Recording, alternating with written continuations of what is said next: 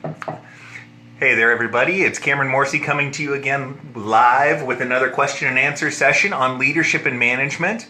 I do these sessions, for those that haven't tuned in before, I do these sessions so that through the course of the week you just have a resource available to you if you're coming across a particular struggle or any trouble spots in your leadership and management. So as people come on board, I always like to encourage everybody to contribute down in the comment section. I don't pretend to have all the answers to these particular questions, and it's always good to get some other ideas and some other ways of solving these things. So as you tune in, let me know where you're chiming in from. I love to know that that everybody around the world is dealing with these same sort of leadership issues that we are here in the States or in Europe, Africa, Asia, Australia. Everybody chimes in on these things because if we're dealing with people, we're probably having some trouble spots there. So as people come on board, I like to tackle a question I didn't get a chance to answer last time, and it was a very applicable one, and that was, what happens if you have a disagreement with your leader? Mohammed, Brandon, Marvin, June, good to see you here. Well, the key in any disagreement is to get at the root cause of it. Figure out what it is from the other side, from the other person's perspective. What are they thinking? What goes into their decision? What's the background on what their thought process is? The reason you do this is to do a double check to make sure it isn't you that's actually in the wrong. A lot of times when we see it from their perspective, we find out that we're actually the ones that are wrong in the first place. But tackling things from the root cause allows you to address that. So instead of arguing back and forth and just restating in louder volumes what your opinion is on a particular thing, you can start getting at the logic behind things. And if you can turn that logic around behind their decisions, then you can turn around their thought processes on it. Now, if they're your boss, then you need to be, of course, respectful. You need to listen to them. You need to take emotion out of it. All of those are kind of givens in any particular disagreement. But the power of this is by taking a tack of talking about the background on their issue, it seems a little less aggressive. So it's a little bit of an end around to their argument that brings them over to your side, and it isn't seen as usurping their authority nearly as much. And that's really the power of that. So if you find yourself in a disagreement with anybody, and especially if it's your boss, try to see it from their perspective, and you'll learn what goes into their thinking on things, and then that's how you actually win over an argument. That's how you actually do that. Kyle, Joanne, Deidre, good to see you here. Tarek, Vin as well. The next question that comes in is from Deirdre, and it's any staff retention ideas. My big response to that, Deirdre, is that staff retention is something that goes into general job satisfaction. And general job satisfaction is all about being crystal clear on what people's expectations are. First and foremost, that's kind of the ground level on things, and it's something we talk about a lot here in these live Q&A sessions. People want to know what you expect. When they know what you expect, they know how to react. But if they don't, then they don't know how to react, and they're in a confused state. So be clear on what you expect of everybody. But the big key is to start talking to them as much as possible. When you talk to your people, you give them information on what's going on in the organization, what your thought process is, what kind of leader you are. That they get that reassurance that there is some thinking and some logic behind the decisions that you make, but you also find out about them. And when you find out about the people that work for you, you can tailor your approach to them to satisfy them in the best way. And by getting them in a better job satisfaction, you actually improve their performance as well. So you find out what motivates them. You find out what challenges them. You find out what their concerns are so that you can assuage those concerns. But communicate as much as possible. So get clear on expectations. Communicate with your staff as much as possible. And then the other big thing is to challenge and develop them. We think a lot of times that our team doesn't want to be challenged. They don't want to do the hard things. And that actually couldn't be further from the truth. Yeah, we all like a nice, easy day, but we also all want to have that sense of progress and fulfillment. I think it comes really from our upbringing. I mean, we spent the first 18 years of our life learning in a learning environment and developing and seeing the fruits of that development. And I think that's really hardwired into us. So You want to challenge them, you want to develop them, you want to give them new skills. And it may be that you don't do it in a way that's super hard and super difficult, but methodically you want to be addressing them and filling up their toolbox with skills and with experiences that they can use elsewhere. And those are the environments where people really flourish, because they see that you value them. They see that they're growing, and they're not going to be really apt to look necessarily elsewhere if they're being fulfilled in those particular ways. So that's the big thing as far as staff retention ideas are concerned. That's where I'd start: expectations, communication, and then development of the employees. And that'll get you further than most organizations are at that point. Muhammad asked the question. He has a very important visitor coming in. Please guide me where I should start my approach. Figures or overview about the situation of the business. So if you have somebody, sorry, let me get the camera set up here.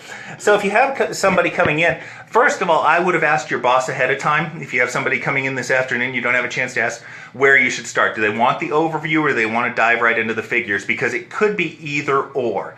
If they have the overview, then they're going to want to skip that as much as possible. So I think what you should do in this case, if you can't get an answer to that question from your boss, go with a very brief overview to start out with. If you have a visitor coming in who wants an overview of what's going on in the organization, give them that summary very quickly, and then dive into the high points of your figures. What you want to do is structure that presentation so you start out with kind of the introduction, what's going on in the organization, then point out some key things that you want to point out on, the important things, and then continue to dive into further layers. And so they'll let you know when they want to stop, they'll let you know when they have questions, but start from that perspective. And that's a great way in a lot of cases when you're giving reviews, if it's quarterly reviews that you're giving in meetings, or even bringing on new people, you can start them off there and then kind of work your way. But give yourself some flexibility, but ask, if you have a chance to ask ahead of time, what they'd like to do. The next question is any ideas on managing people from different cultures and speaking different languages? And Arsalan, what I'd really focus on there is where everybody is similar. Yes, you want to mention that, the diversity makes everybody stronger. I'm a big fan of diversity of experience and background, that sort of thing. I just think that it makes everybody more well-rounded and able to deal with different issues as they come up. But I would very much focus on the commonality and the common goals. Get clear on what the goals are for your particular department or organization. What is it that you're shooting for? Are you shooting to answer 97% of the calls that come in before somebody hangs up? Are you shooting for sales increases in certain areas? Are you shooting for certain customer satisfaction scores? But find that certain commonality that you have there and really bridge off of that. So even though people have differences, even though people have a difficult time, say, communicating with one another, if there's a language barrier there, they have a kind of true North Star. They can all attach themselves to, and they can all find that relation to. But that's how I deal with multicultural issues, language issues and things, is get clear on where everybody is similar and then work there. Yes, you respect everybody and their individual things, but obviously they are there to do a job and to work towards those goals, and everybody should be able to work through those through their individual strengths. But that would be my focus. June asked the question, how to deal with a person that are too emotional, like you're correcting them, then they get demotivated. And that's, first I'll handle that with the people that don't want to get corrected. A lot of times they'll have an outsized emotional response as a way to dissuade you from doing that in the future. So they'll try to get ahead of it in that particular way. But when people get emotional on things, that's a time where you use what's called the feedback sandwich. And people have mentioned it on here before. I'm a fan of it in certain cases. This is certainly one of those cases where the feedback sandwich makes sense. And that's where you start out with a positive, you put your constructive criticism, your negative, and then you end on a positive. So you open up the conversation with something they're good at, you mention the corrective behavior that you want, and then you finish with your support and that behind it. That's one great way of handling it.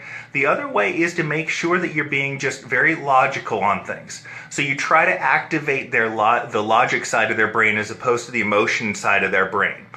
So when you go to them with constructive criticism, talk about why it's important briefly, don't belabor it, but talk about what goes into it, and then talk about the plan going forward. It's important when you give negative feedback to somebody that you are giving them the plan for correcting that behavior, and preferably that plan involves your involvement as the leader to help them along so that they know they're not in this all by themselves. And if you're investing in the plan, then you are showing by doing that you value them as an employee. So all of that emotionality and that concern, that insecurity tends to wash away if you give the plan. So consider the feedback sandwich, June. That'd be a great way to start. But also work on the logic of things and also the plan moving forward. And that'll get them more constructive as opposed to letting them wallow in that emotion.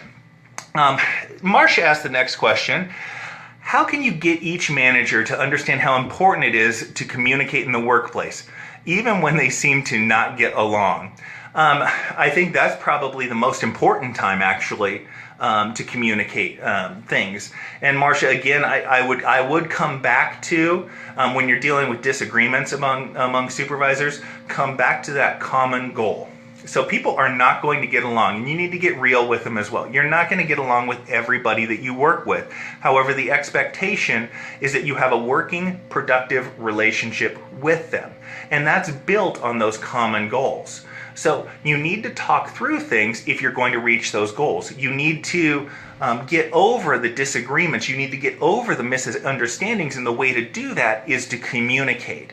And so get real with them that they need to address these particular issues, and that communication is the way to do it, and that is the only way that we all reach the goals. So focus on that commonality as much as possible, but you can also get very logical with them. I mean, communication to me is the cornerstone of leadership. If you can't communicate well, and that means listening just as much as communicating, then you really can't be as effective as a leader, because communication cuts through so many problems. If you get feedback from your employees, then you're going to get more answers to problems you don't know exist. You're going to get access to more opportunities, and you're going to have a better understanding of the operation. If you're working with your peers, you can get ahead of certain common problems that you're dealing with. And if you communicate with your boss more, you get clear on expectations, vision, that sort of thing.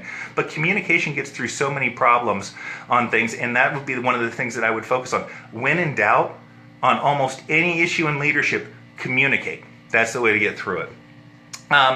Next question comes in. Kyle, especially with millennials, I see they love knowing they are needed, even though most start off lazy.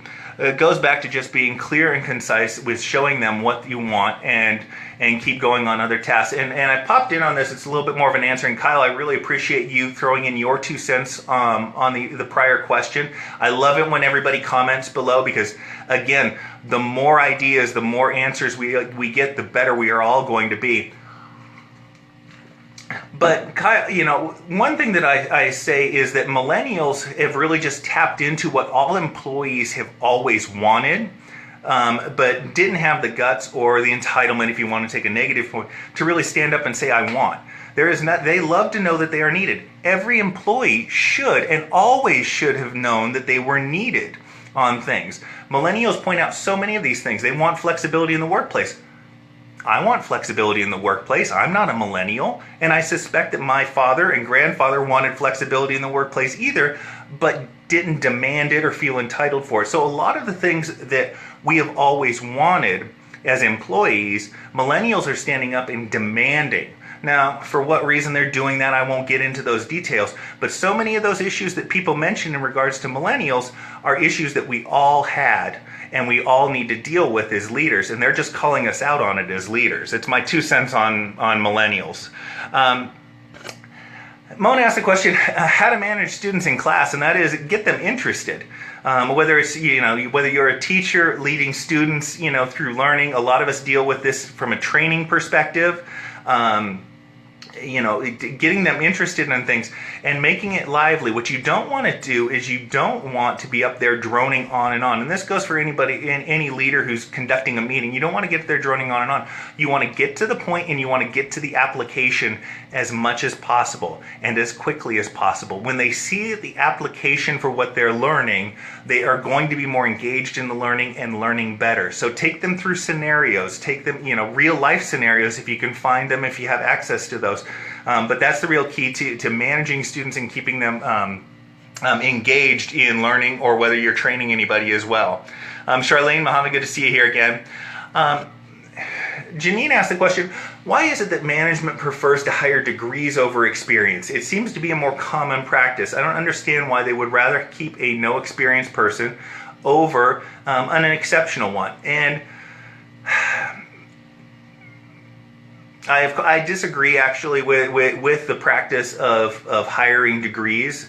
I prefer actually to look at the individual themselves. There's a lot of reasons that could have gone into them not particularly getting a degree. Usually it's their surroundings and the environment that they're in as much as possible, but certainly experience. The reason for degrees and why HR and hiring managers tend to put a little bit of a focus on it is, A, that's somebody who is doing what they are supposed to do. So there's a certain level of understanding that you can have control over them, that you are going to tell them what to do and that they are going to do it. We all knew in high school that in theory we were supposed to get degrees. It was what we were supposed to do. It's what was going to make us better. And so that's certainly part of the thought process behind it. Also, there is a thought process, and I disagree with it, that if you have a degree, you have more learning, which means you have a higher ceiling. You can grow further because you have that extra educational background. I don't see that that's the case at all. I'm not a huge fan of MBAs, for instance. Going in and getting a secondary degree. The reason I didn't go back and get my MBA is I couldn't see the point of getting more teaching. I didn't need more teaching. I needed more experience, more practical experience, and that's why. And so that's my big thing on that. You know, does the degree help? Absolutely it does. But if you're hiring people, don't just look at the degree, look at the experience background and call them in. I don't want some sort of automaton either who's just going to do what I tell them to do and isn't going to have the thought process behind it to figure out what's best for them as well. It's a tough spot, but that's my 2 cents on that. We're getting into some more philosophical stuff today. It's interesting. Rahab asked the question, how could we deal with people who are refusing to develop the organization? Well, it depends on where that person falls in the organization. Now, if this is a person that is, one of your team members, somebody who reports to you, you should let them know in your one-on-ones, in team meetings, quarterly meetings, wherever you are, that you want people to bring ideas, that you don't want to just maintain the status quo. That's a recipe for disaster in any organization, is maintaining the status quo. You need to be growing and you need to be getting better at what you do. And more efficient at what you do. So you want people to be developing the organization. You want them to be developing ideas as much as possible.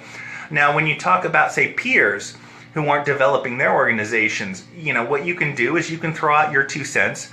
The other thing is you want to learn from them as much as possible. You don't have necessarily any authority other than a friendship and a peership to kind of demand it a little bit more, but throw out some ideas that you have. If you see some ideas in some areas where they could improve, and show them the positive side of that. Hey, you know what? I saw that you did this. You know what? If you guys did it this way, you'd probably save yourself 10% of the work, and you could get focused on this particular area. If you demonstrate to them how developing the organization benefits them, they'll be a little bit more apt to do that. Now, if your boss isn't particularly developing the organization, what I would do, develop it yourself. There's nothing to say that you can't enact change, that you can't bring ideas to your boss. And when you bring ideas, make sure that it's addressing something that is important to your boss. Make sure that you have the reports, the project plans, the analysis, all of your ducks in a row when you bring it up to them, so that you are prepared for the yes. You are prepared for the questions that they have. If your boss isn't going to develop the organization, then that's actually an opportunity for you to really shine and for you to develop the organization yourself. So that's how I'd handle those different people and developing the organization. Charlene asked the question, what do you think the best thing to do when you see a person who can do the role and function of the job, but management does not promote that person and just uses them to do the job when it's necessary? Well, it obviously depends on an opening there just a little bit. It sounds like they're getting the exposure to that, and that's very important. to that, but it also sounds like it's more of a relief supervisor position. So I'm a big fan of, taking advantage of vacations, whether it's your vacation and parsing out your duties to other people to give them experience and see who shines, or it's one of your supervisors that leaves and you can go ahead and move somebody up from a lead position or a frontline position to step in and be a supervisor for a week and get that experience. I think that's invaluable in succession planning and developing your team, which gets it, motivation and gets it satisfaction, that sort of thing as well. However, what I am mindful of is that there really should be a time limit to that experience. Most important thing in your career is getting more responsibility. When you get more responsibility, that's when the promotion comes, the money comes, all of those other things. But it's the responsibility first. So this person that has that responsibility, it's great. That's exactly what they should be doing. But there should be sort of a time limit, I want to say. This happens a lot when, say, managers leave the organization, get fired. Somebody gets not promoted, but somebody starts taking over their duties, and all of a sudden 3-4 months down the road, they still haven't hired anybody, and that person is still doing those duties. In those cases, I would go to leadership and say, hey, you know what, I really appreciate you allowing me to step up and do this. I love this. I'd love to do it full time, but I can't keep doing this and be in a line level role. And set some sort of mutually agreed cutoff date for that, whether it's 1 month, 2 months, 3 months down the road. You don't want to cut off that responsibility, though, as much as possible. Like I say, that experience and that responsibility is what's going to carry you forward in your career. However, you also don't want to be taken advantage of either. That's not a situation where you want long-term to be with that particular organization. My 2 cents on that. Cynthia is tuning in bright and early in the morning in Australia. And ask the question, how do you encourage everyone in small teams to see each member's value in the team? It's a small team of 5, but one is not on the same page. I'm not the team, but everyone's not on the same page. I'm not the team leader. One of the things that you can do is to work some more team building activities into it. Find out a little bit more about each other. Whether it is actually passing around resumes. I've seen organizations do that before, so everybody knows what everybody's background is. So when you have a question about how accounting is doing something, you know that Sally was in accounting for 3 years and she'd be a great person to ask that question to. So it can be passing around resumes. It can be 2 truths and a lie, where everybody goes around and mentions 2 things that are true and 1 thing that's false about their particular career, and everybody guesses on it. Those sorts of games. But find ways to actually talk about that value and bring out those strengths. There's a lot of things in those team building activities where you will have strengths that come out that wouldn't come out on the job at all. And people will recognize value and recognize similarities between themselves and other people that they wouldn't normally recognize in the course of the day-to-day job. So I know that team building activities kind of get a bad rap. They seem a little bit cheesy at times, but I would propose doing a few of those. You can Google them. There's all kinds of them that you can play with. But the more that you act as a team, the better you're going to collaborate together. And that would be kind of my pitch to the team leader, is to increase that collaboration. We need these things, and a lot of them are just 5 and 10 minute exercises, so they don't take a lot of time. So that could be part of your pitch as well, Cynthia. But I appreciate that you recognize the need for that collaboration and recognize the current situation. That's a fantastic leadership trait, being able to recognize where everybody is at right now. Melanie, good to see you from Australia as well. A bunch from the land down under today. Bev asked the question, how do you handle team members that have difficulty accepting changes? And nobody likes change. I won't even say most people. Nobody likes change. It's very comfortable to be where we're at and where we're used to being, and make those little small improvements that change things as opposed to big changes.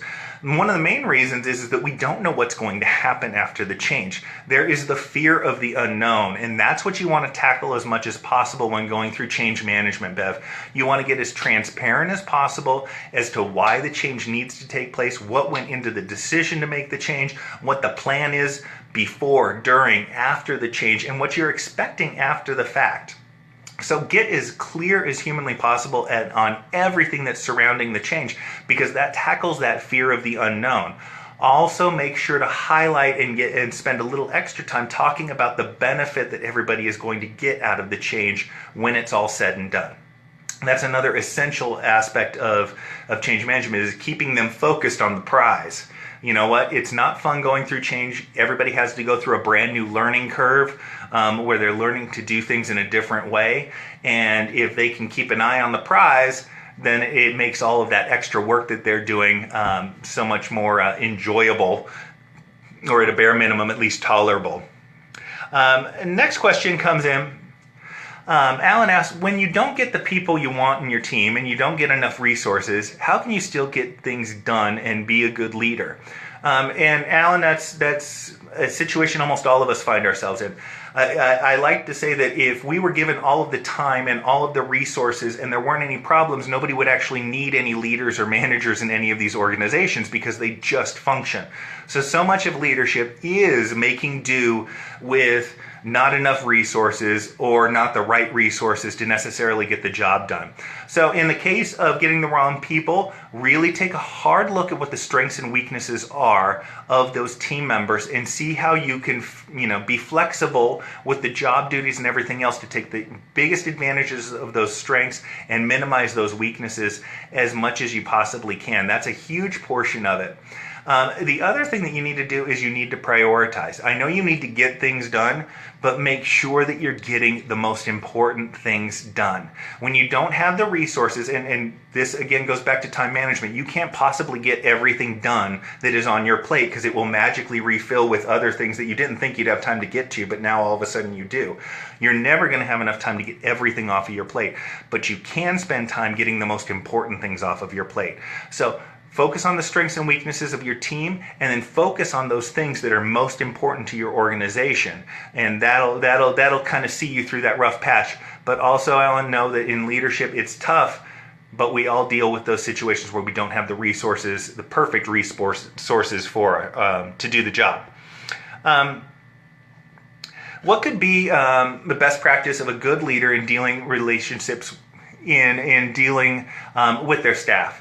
The most important thing as far as employees are concerned is communicating with them, giving them information on how the organization is working, what the vision is, what the current standing is of certain goals, everything else. Communicating with them on a personal level so that they know that you're human and you understand what's going on with them personally. Communicating with them to find out what it is that their goals are in their career, what they're good at, what skills they need, what do they want to learn, what do they want to do.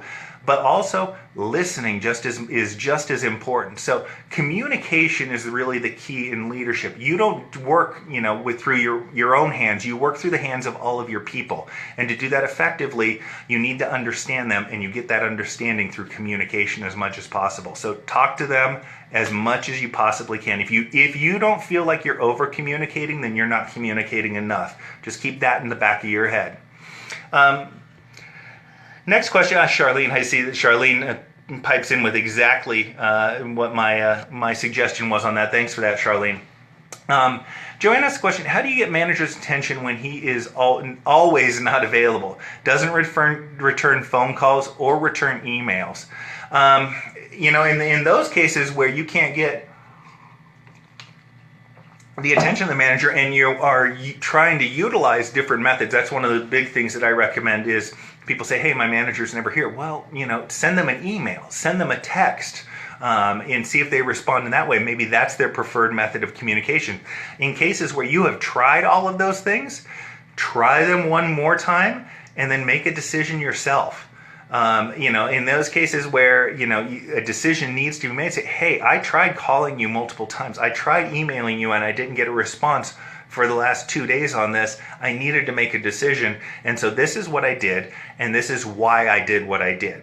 So you go ahead and you make the decision, you make the call, but when you tell them that you did, you tell them what went into your decision, why you made that call, so that they understand that you had a logic. They might not be happy that you made the decision, but the question is can they then disagree with the logic that went in behind that decision? And that goes to another level. It also lets them know that if they're not responding to you, then you're going to do something about it.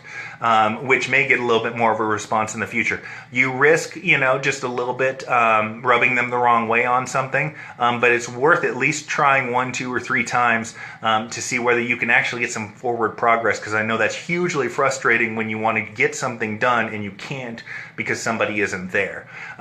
So that's my thought on that, Joanne. Tammy asked the question, how do you deal with people, office mates, who are rude to you? The first thing that I do is just call them out, and I prefer actually to call it out in public. Odds are they're being rude in public, so you can go ahead and say, "Hey, I didn't appreciate the way that you phrased that to me. That's not helping me out here."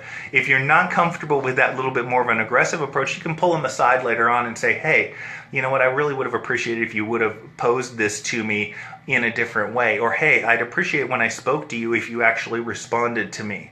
If this becomes more of a problem, I would wonder whether your company has some sort of guidelines on that. There's oftentimes kind of ground rules for employee behavior, simple things like when somebody asks you a question or somebody speaks to you, respond, those sorts of things. See if you have something like that where you can get it up a little bit further. But I would address it head on, and I wouldn't do it in an aggressive way. What you don't want is you don't want that rude person who wanted the attention, who wanted to pick a fight, to actually get what they wanted. So you can go ahead and bring it up to them, but bring it to them in an even tone and with the logic behind it and what your preferred course of action would be for them to deal with those sorts of things. But that's how I generally deal with rude people in the workplace. How do you deal with being, Lauren asked a question, how do you deal with being an underappreciated nurse? It makes myself and my coworkers unmotivated and quite sad feeling. Sadly, I know of very few nurses that get the sort of appreciation that they deserve. But what you can do is you can start calling out the successes of your coworkers. So if your leadership isn't doing that for you, what you can do is give each other that little pat on the back. And it doesn't have to be much more than acknowledging when they do something right. So much of great leadership is catching people doing the right things and acknowledging that and cementing that behavior in their head, not the negative behavior in their head. So call out the successes of each other and tell people when they did a good job and that you appreciated working with them, and create that team environment that way, even if you're not getting it necessarily from your boss. Next question comes in. Sierra, yes, go Hawks. Love my Seattle fans up there. Let's see. Adriel asked the question, how do you deal with management that prefers tenured people to be promoted than others who are working extra miles and contributed to the organization? Adriel, I'd leave the organization. There's 2 reasons to leave an organization. 1, I'm not developing, and 2, I don't have career prospects. And if you have a situation, you deal with this in small companies with nepotism all the time as well, where your career advancement opportunities are closed off for whatever reason. And Adriel, if you want to move up and if you're not learning as much as you could be learning, then you may need to find a different ladder to move up the career ladder. I never like to give the advice of people leaving their jobs, and certainly don't just quit and then go look, and then, after you have something secured, move on. But in those cases, if they're going with a certain subset, then they have that mindset, and it's going to be very difficult for you to go have that conversation with them and say, hey, I want to move up in the organization, because if you see nothing but this particular type of person being promoted, then there's not going to be a way for you to get through that. And I hate to say it like that, but that would be what I would recommend doing. Like I say, you can go have that discussion with your boss and say, hey, I want to move up. What would I need to do that? What experience? How can I help you? That sort of thing. You can have that conversation with them, and that's an alternative. But I think the reality in a situation like this is that you may need to move on. Our next question comes in from Yasir, and that's, I just want to know how we motivate our employees to become leaders and do well for organization and become loyal. And so I just laid out the 2 reasons that I recommend leaving a company, and that is I am not developing. So you want to make sure, Yasir, if you want people to become loyal, you need to develop them. So you need to challenge them. You need to find out what their career goals are. You need to see what skills you can help them gain so that they're getting something out of that employment. It's also important to create some sort of career ladder for people where they see people being promoted, where the organization is growing, and they have those opportunities to get even more experience, get more responsibility, more money, and all of those things. Now, if we talk about motivation, that certainly plays a part into it, but motivation is also talking with your people and finding out what it is that motivates them. So many people think, oh, it's just the money that motivates people. That's rarely the case. Usually it's camaraderie, it's teamwork, it's a challenge working towards a goal, it's an innate desire to do good work. That sort of thing. Those are the things that motivate people. So find out what motivates them. And then the other thing is to call out their successes. Too often in leadership, we are hyper-focused on fixing problems and identifying problems. And what that does is that the communication to our team is there's nothing but problems going on here.